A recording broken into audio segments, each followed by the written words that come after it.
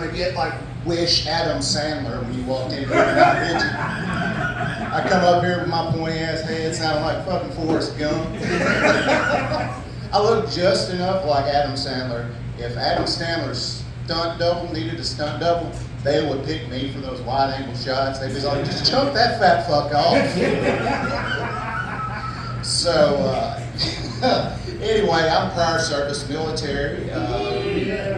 My official VA designation was batshit crazy.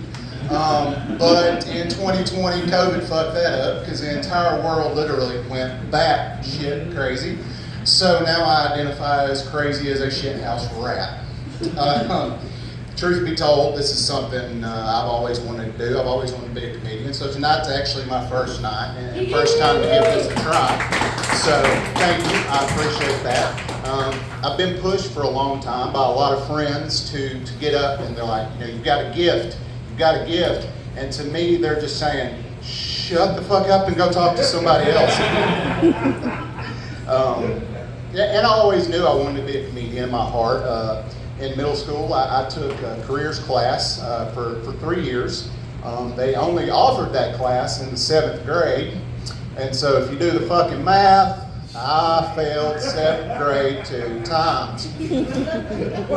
And so during my last year of careers class, I had this one teacher. You know, you always have this one teacher that if you think back in time, they really touched you, and you think about them later in your life, you're like, why weren't teachers fucking students like that back then?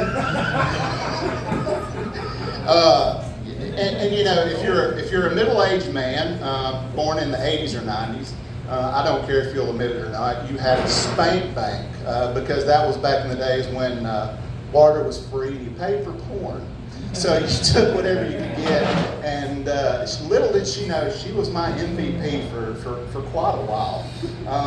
And this woman absolutely hated me. I'm pretty sure she's the reason, I'm the reason she gave up teaching altogether, because I was a real rural fuck up, if you want to say something like that. I was born out in the middle of nowhere. I was kind of like, my childhood was a bit of, if you took Castaway and Django and you put them together and like this DEI, you know, like if Disney remade my life story, it would take those two movies and put them together. And so I had this one teacher who felt really bad for me because I looked like the redneck version of, you know, for 99 cents a day, you can take care of this young boy.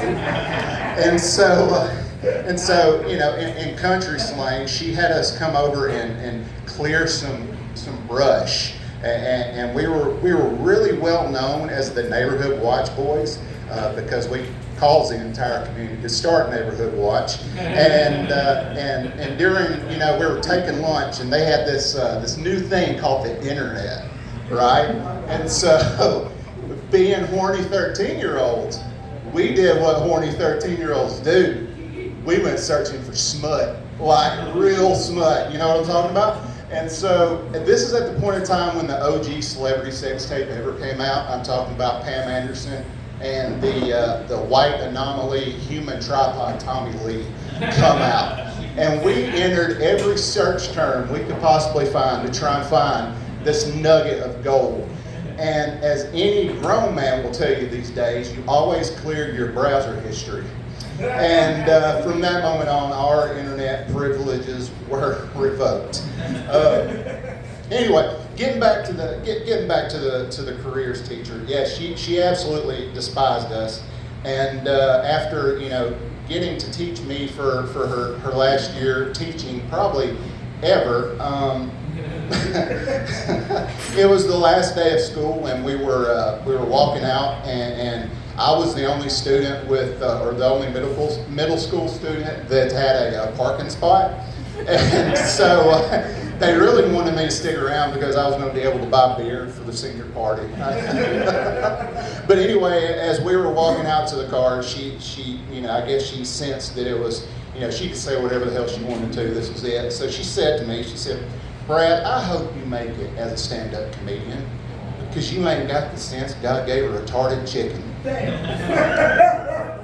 And And I said, thank you for that, ma'am. I just want you to know, I hope to find you on the internet one day so I can relive these memories.